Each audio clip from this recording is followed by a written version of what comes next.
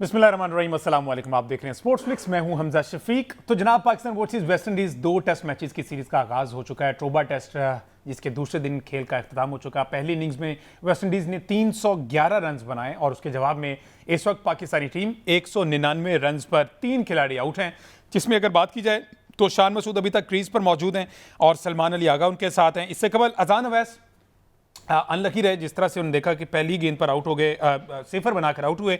इमाम उल हक ने 63 रन की एक शानदार इनिंग्स खेली। कप्तान बाबर आजम फिर एक दफ़ा बड़ी इनिंग खेलने में नाकाम हो गए, यानी कि बाबर आजम 23 रन बनाकर 38 गेंदों पर 23 रन बनाकर कॉट बिहाइंड हो गए और सीरीज ने उनको आउट किया। अब Shan Masood extra ordinary perform कर रहे हैं, 88 रन की इनिंग्स उन्होंने खेली है और सलमान अली आगा क्योंकि डे एंड पे आउट हुए थे तो वो इस वक्त 9 गेंदें खेलकर उन्होंने बगैर कोई रन बनाई इस वक्त क्रीज पर मौजूद है।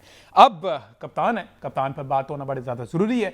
बाबर आजम 33 इनिंग्स मुकम्मल हो चुके हैं, अभी तक इन 33 इनिंग्स में एक भी बड़ी इनिंग्स खेलने में वो कामयाब नहीं हुए। बाबर आजम टेस्ट टीम के कप्तान बन गए, 33 इनिंग मुकम्मल कर ली। 21वां टेस्ट मैच है और ओवरऑल 63वां टेस्ट मैच। अभी तक उनकी इन 21 टेस्ट मैचेस में सेंचुरी स्कोर सामने नहीं आया। बाबर आजम की आखिरी टेस्ट सेंचुरी कराची में न्यूजीलैंड के खिलाफ थी। ये कुछ सूरत हाल। इसके अलावा और एक दो खबरें शायद अफरीदी से लेके अभिषेक शर्मा से लेके ये इस पर बात करेंगे। हमारे साथ मौजूद है senior sports analyst Irfan Zaheer साहब। इरफान भाई, अस्सलाम वालेकुम।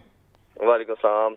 इरफान भाई, 2 दिन कंप्लीट हो गए इस पहले टेस्ट में, इसको किस तरह से सम अप करेंगे हम 2 दिन में? बॉलर्स की परफॉर्मेंस आप समझते हैं 311 वैसे अच्छे खासे रन हमने लीक कर दिए हैं? देखिए, फिर भी अगर आप कंपैरिजन में देखें तो जिस तरह पहले दिन के खेल के इख्तिताम पे 194 समथिंग था उनका टोटल, और हमारे बॉलर ने अच्छा कमबैक किया कि उन्होंने कर्टेल किया इनको 311 तक, तो उस लिहाज से बॉलर की अच्छी परफॉर्मेंस है। बट पॉइंट थोड़ा सा इसमें डिफरेंट ये है कि हमने इसी तरह की एक तरह का हमारा बॉलिंग लाइनअप है। अगर इसमें आप देखें तो कोई एक्स फैक्टर की जो बात की गई थी, जब आपने उबैद शाह को रखा तो आपने कहा जी कि वो 140 प्लस करता है, तो सारे एक तरह के होने की निस्बत कोई आपको डिफरेंट वैरायटी रखनी चाहिए थी, जिसका जिक्र कमेंटेटर ने भी ड्यूरिंग मैच काफी इस बात को किया कि जो बॉलिंग लाइनअप है वो एक तरह का है और सबका पेस अगर आप देखते हैं तो मैक्सिमम 130 तक है। मोहम्मद अली ने कुछ बॉल आपको लगता है कि 130 से प्लस की है, बाकी अगर आप देखेंगे तो सब आपको उसी के सराउंडिंग के करीब नजर आएगा। तो ये बॉलिंग लाइनअप को देखते हुए लगता है कि पाकिस्तान को अब कोशिश किसी तरह करनी चाहिए कि हम ना उसमें से लीड ले सके, कम से कम 100 या 150 की ट्राई करनी चाहिए, क्योंकि आप नोइंग दैट कि आपने 4th इनिंग्स खेलनी और आपकी जो बॉलिंग लाइनअप है वो इतनी स्ट्रांग नहीं है कि वो थ्रू कर जाए। आते साथ ही अगर वो लगता है आपको कि वो वेस्ट इंडीज के बैटिंग लाइनअप को डिस्ट्रॉय कर सकती है तो ये शायद थोड़ा सा मुश्किल होगा। और plus this having said that कि आपने 4th इनिंग्स खेलनी है तो वो भी एक चैलेंज होगा हमारे बैटर्स के लिए। बट अभी बड़ी शानदार पोजीशन में शान मसूद लेके आए हैं, वो खुद अच्छा खेल रहे हैं। बाबर अनफॉर्चुनेटली लास्ट में क्लोजिंग डे टाइम के ऊपर आउट हो गए, बट मेरा ख्याल है कि पाकिस्तान चाह रहा होगा किसी तरह 400-450 से प्लस जाए ताकि एक रीजनेबल लीड के साथ वो फिर सेकंड इनिंग्स के अंदर उनको जल्दी आउट करने की कोशिश करे। बट एक चीज थोड़ी सी पॉजिटिव ये दिखी कि बाबर आजम ने कप्तानी की, इवन जब विकेट नहीं भी मिल रहे थे तो बॉलर इम्पेशंस नहीं हुए, उन्होंने एक ही लाइन पे रखी। सिर्फ अमर जमाल थोड़ा सा आपको वेवर नजर आए। ये भी एक टाइम होता है कि आप एक लंबे स्पैन के बाद जब आते हैं, और वो भी उनके 2 साल के बाद उन्होंने टीम में कमबैक किया, तो आप एट टाइम थोड़ा रस्टी होते हैं। बाकी है कि बाकी बॉलर्स ने आपने देखा कि काफी रीजनेबल बॉलिंग की उन्होंने, तो अच्छी आपको दिखी। तो मेरा ख्याल है कि पाकिस्तान के लिए एक अच्छा साइन है अगर इधर से वो किसी तरह कामयाब होते हैं कि वेस्ट इंडीज पे लीड ले सके, तो मेरा ख्याल है कि उनके लिए काफी बेहतर होगा ये। बिल्कुल। अली तनोली साहब ने ज्वाइन कर। भाई, अस्सलाम वालेकुम। जी वालेकुम सलाम। अली भाई, पहले 2 दिन को आप किस तरह से सम अप करेंगे? 311 रन, मुझे ऐसा लगता है कि हमने ज़्यादा लीक कर दिए। ऑल दो बड़ी अच्छी परफॉर्मेंसेज रही हमारे बॉलर के एंड पर। पहला दिन अच्छा खासा मार पड़ने के बाद दूसरा दिन कंट्रोल किया और उनको 311 तक रिस्ट्रिक्ट किया। सिलेक्शन पे आप सेटिस्फाई हैं? उबैद शाह का ना होना, तीनों एक ही पेस के बॉलर्स को लेके जाना? देखिए, एक तो हमेशा से हम ये बात भी करते हैं कि पिच रीड करने में हमेशा से हमें मसाइल का सामना रहा है। जबकि आप देखें दूसरी तरफ उन्होंने अपने जो पेस बॉलर्स हैं उन पे ज़्यादा रिलाई किया है। अगर हम इसी कंडीशंस को देखें, सामने रखें, वो श्रीलंका के साथ, वेस्ट इंडीज़ फास्ट बॉलर के साथ उन्होंने टेस्ट मैच जीता है, तो हमें चाहिए था कि बजाय कि एक बंदे को डेब्यू कराने के हम फास्ट बॉलर को डेब्यू कराते। और क्योंकि हमारे यहाँ पे टेस्ट भी 2 हैं, तो हमें यहाँ पे ज्यादा टेस्ट करने का टाइम भी नहीं मिलेगा। और दूसरी हमें जो सबसे अलार्मिंग बात है, जो हम इससे पहले भी बात करते थे, हमारा अभी कोई भी बॉलर जो है वो 140 के लिए टच नहीं कर रहा। जबकि अगर आप दूसरी तरफ देखें तो उनके जो बॉलर्स हैं वो काफी डिसिप्लिन बॉलिंग कर रहे हैं, लाइन लेंथ उनकी बहुत अच्छी है। अगर आप देखें उन्होंने आते साथ ही जो बाबर पे जैसे वो होमवर्क करके आए हुए थे, इसी तरह शान मसूद, इमाम उल हक या अजान अवैस को अगर आप देखें, उन्होंने कैसे प्री प्लान्ड उन्होंने एक चीज को डिसाइड किया कि किसके क्या वीकनेसेस हैं। मतलब ये एक मैनेजमेंट का काम होता है कि वो हर बंदे को एक रोल असाइन करें और जो दूसरों की जो स्ट्रॉन्ग पॉइंट्स हैं उस पर काम करके आए, जो हम हमेशा से बात करते हैं, जिसमें हम लैग भी करते हैं। और जो टीम सिलेक्शन है उस पर हमेशा से सवालिया निशान है। आप फास्ट ट्रैक पे जहां पे आपको पता है कि यहाँ पे स्पिन ट्रैक को इतना सपोर्ट नहीं मिलता, तो आपको अपनी मैक्सिमम जो बॉलिंग है वो फास्ट ट्रैक पे लानी चाहिए। अब अगर हम पहले 10 विकेट्स की बात भी करें तो आपके चारों के चारों तीनों जो हैं वो फास्ट बॉलर्स ने लिए हैं, तो इससे आपको अंदाजा हो जाना चाहिए कि वो विकेट किस तरह की है। अगर हम इसको कंपेयर भी करें कि उनके फास्ट बॉलिंग से उनकी फास्ट बॉलिंग बहुत बेहतर है। जो अभी आप बात भी कर रहे थे कि उन्होंने जो रन बनाए हैं, अगर उनका अगर आप रिसेंट पास्ट में ट्रैक रिकॉर्ड उठा के देखें तो उन्होंने बहुत इंप्रूव किया है। वेस्ट इंडीज बाकी अगर आपको ओडीआई में इतना बेहतर परफॉर्म करती हुई नजर नहीं आएगी, पर वो टेस्ट क्रिकेट में बहुत बेहतर परफॉर्म करते हैं। इसकी मिसाल भी है, उन्होंने इससे पहले ऑस्ट्रेलिया को उनके होम ग्राउंड में हराया हुआ है। इसी तरह वो बड़ी टीमों को हरा के आए हुए हैं। जबकि हमारा ट्रैक रिकॉर्ड उठा के देखें तो हम पिछले कोई 10 जो टेस्ट मैचेस हैं उसमें से सिर्फ 3 जीते हुए हैं। और जो हम जिस चीज में लैग भी करते हैं, जो आप बात भी कर रहे थे कि हम रन लीक करते हैं, तो वो इस वजह से करते हैं कि हम 3-4 आउट करके फिर ठंडे हो जाते हैं कि यार अभी टीम जो है वो मैच कंट्रोल में हो गया है। और जबकि वो आपको याद भी होगा कि आकिब जावेद और जो शान मसूद थे वो बात भी करते थे कि हम इसको विनिंग मोमेंटम में लेके आ जाते हैं पर हम इसको फिनिश नहीं करते। तो यहाँ भी यही मामला हमने देखा है कि शुरू में अच्छी अर्ली विकेट्स लेके भी हम उसको फिनिश बेहतर नहीं करते। उनके जो टेल एंडर हैं वो अच्छे खेलते हैं। अगर हम बात करें शिमार जोसेफ, वो जब आए भी तो बड़ा एग्रेसिव खेले और वो बड़े उन्होंने शॉर्ट फॉर्मेट में बड़े तेजी से रन किए। अब क्रिकेट चेंज हो गई है, अब आप विकेट पे स्टे करके बॉलें पीने से आप टेस्ट नहीं जीतेंगे, अब आपको रन बनाने पड़ेंगे।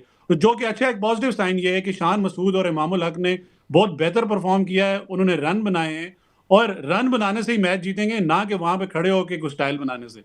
बिल्कुल ठीक है। अच्छा इरफान भाई, सर क्या लगता है शान मसूद की अगर हम बात करें, कप्तान नहीं थे तो इनकी परफॉर्मेंसेस इंडिविजुअल वो एतराफ़ भी कर चुके कि मेरी इंडिविजुअल परफॉर्मेंस भी डैमेज हुई है, ठीक है।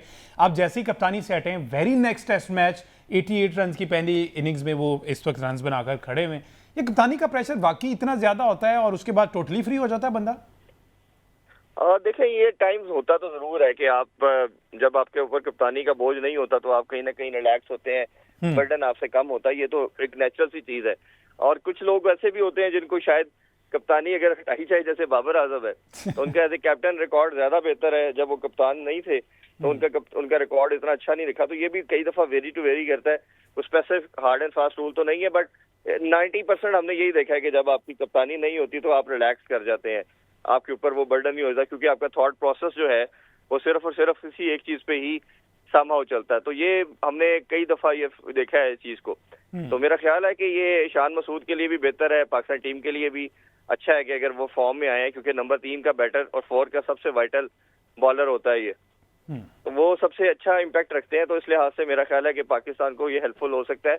अब आगा को आपने देखा होगा कि थोड़ा सा चेंज किया रोल का, कि आगा को उन्होंने रिजवान के ऊपर भेजा है, जो कि अगर आप पास में देखें तो रिजवान पहले आते थे, आगा बाद में आते थे। तो ये मेरा ख्याल है ये वाइज डिसीजन है, नोइंग दैट कि आपके जो पहले अब साउथ शकील भी नहीं है। और अभी इस पर भी वैसे थोड़ी डिबेट कर सकते हैं हम कि साउथ शकील को जो है रिटेन किया गया और अब्दुल्ला शफीक को किया गया। अब ओबियसली मेरा मानना तो ये है कि अब्दुल्ला शफीक आपकी टीम का पहले मेंबर थे और जब उनकी फॉर्म नहीं थी और ड्रॉप किए गए, अभी डोमेस्टिक के अंदर भी उन्होंने अच्छी परफॉर्मेंस दी है। बहुत से लोग ये बात कर रहे हैं कि वो किस तरह आ गए, डाटे के ऊपर नहीं है, क्योंकि अनफॉर्चुनेटली हमारे सिलेक्टर ने खुद ही एक माइंडसेट बताया कि जी अब जो सिलेक्शन है वो डाटा पे होगी। तो अब जो कुछ लोग हैं, कुछ जर्नलिस्ट भी हैं, वो सिर्फ इसमें से ढूंढते हैं कि किस तरह हमें कोई बात मिले। तो वो बोर्ड की कही हुई बात या जो ये सब की कही हुई बात वो आगे ले आते हैं और उसमें बात करते हैं। बट मेरा ख्याल है कि वो सिलेक्शन ऑन मेरिट है, वो ठीक है। और शायद पाकिस्तान के लिहाज से ये एक बेहतर डिसीजन है कि सऊद शकील और दूसरे जो अब्दुल्ला शफीक है वो पार्ट है टीम का। बिल्कुल ठीक है, एक ब्रेक लेते हैं जी। दोनों गेस्ट हमारे साथ मौजूद हैं, एक ब्रेक से वापस आते हैं, डिस्कशन कंटिन्यू करते हैं। स्टे विद अस।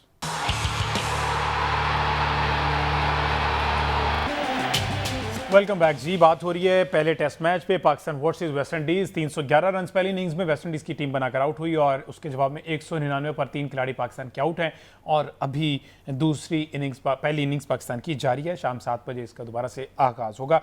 अली तनोली साहब हमारे साथ मौजूद हैं। अली साहब, क्या लगता है अजान अवैस वैसे तो वो प्रेशर लेने वाला बच्चा नहीं है, नौजवान है, यंग गन है, प्रैक्टिस मैच में बड़ा अच्छा परफॉर्म भी किया है, अनफॉर्चुनेट रहे?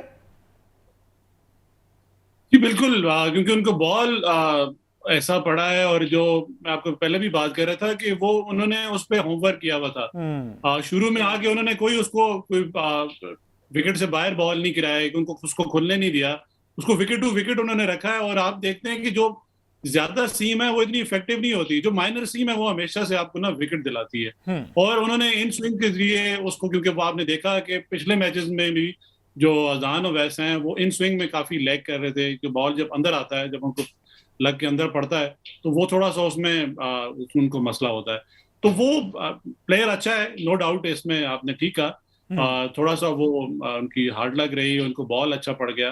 और इसमें आपको उनको क्रेडिट भी देना चाहिए वेस्ट इंडीज बॉलर को, कि उन्होंने उसको लाइन लेंथ बड़ी अच्छी रखी, विकेट टू विकेट बॉल रखा, काफी नबी तोली बॉलिंग करके उन्होंने उसको वहां पे उसके लिए काफी मुश्किलात पैदा की।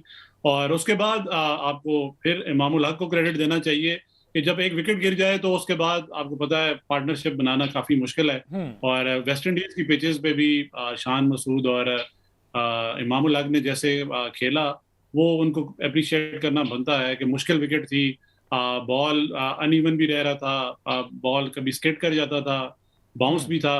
तो काफी मुश्किलात के बाद उन्होंने दूसरा उनकी स्ट्राइक रेट भी बेहतर था। अगर आप दोनों प्लेयर्स की देखें age compared to recent past, तो उनका स्ट्राइक रेट भी बेहतर था, 60 के एवरेज से वो खेल रहे थे। तो काफी बेहतर उन्होंने बॉलिंग फेस की है।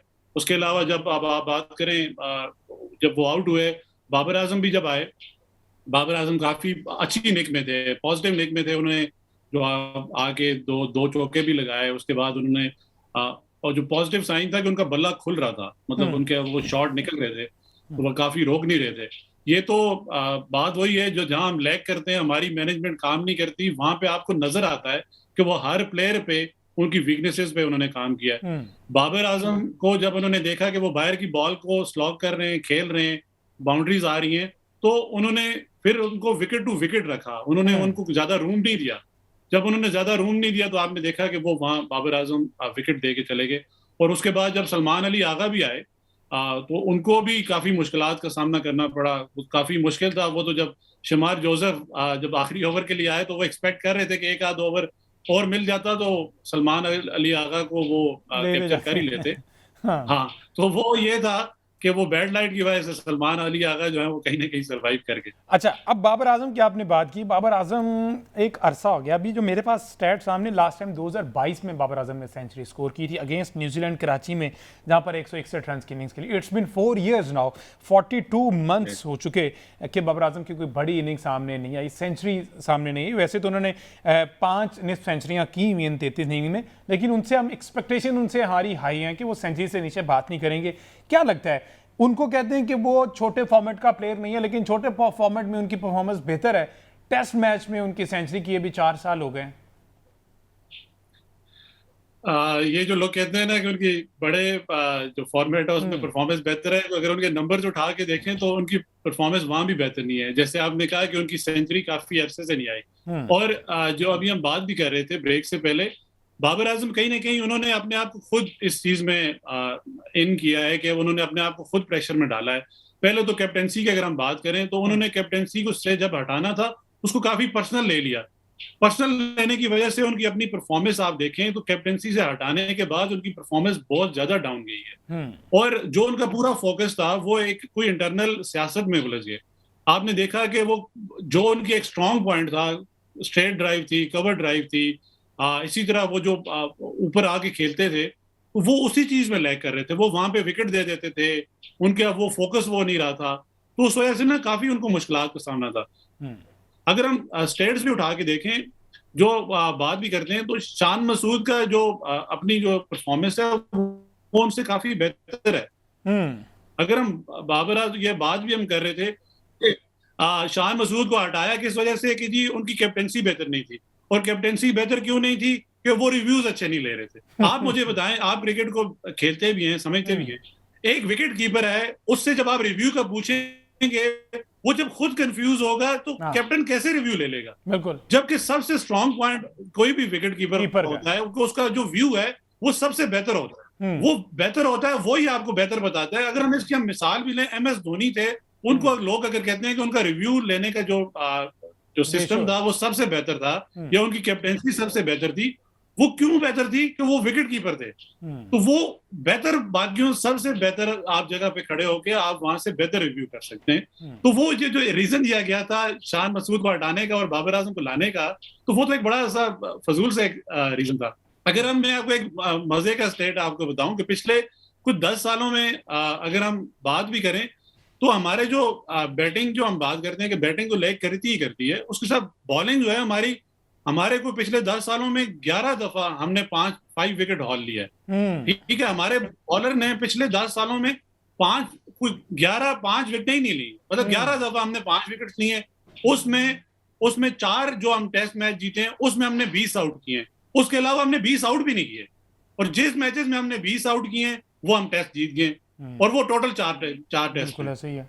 तो आप देखें ना, हमारी परफॉर्मेंस ये है कि अब लोग बात भी कर रहे हैं। आज एक मीम भी बनी हुई थी कि वसीम अकरम, वकार यूनुस और शुएब अख्तर को कंपेयर कर रहे थे आज के 3 जो हमारे फास्ट बॉलर्स हैं। मतलब आप क्या ये कंपेयर कर रहे हैं, कंपेरिजन बनता है इसमें। तो आप कंपेरिजन करें ना वहां की मैनेजमेंट और यहाँ की मैनेजमेंट के साथ। आपके पास इतना ज्यादा टैलेंट है, आपके पास आपको बैकअप बनाने चाहिए थे, आपको काम करना चाहिए था। अब तो ये आपके लिए बायस शर्मिंदगी है कि आपको जिनको आप सारी जिंदगी बेचते रहे, प्रीमियर फास्ट बॉलर कहते रहे, वो आपको अवेलेबल नहीं है, वो आपके साथ कोई टेस्ट क्रिकेट नहीं खेलना चाहता।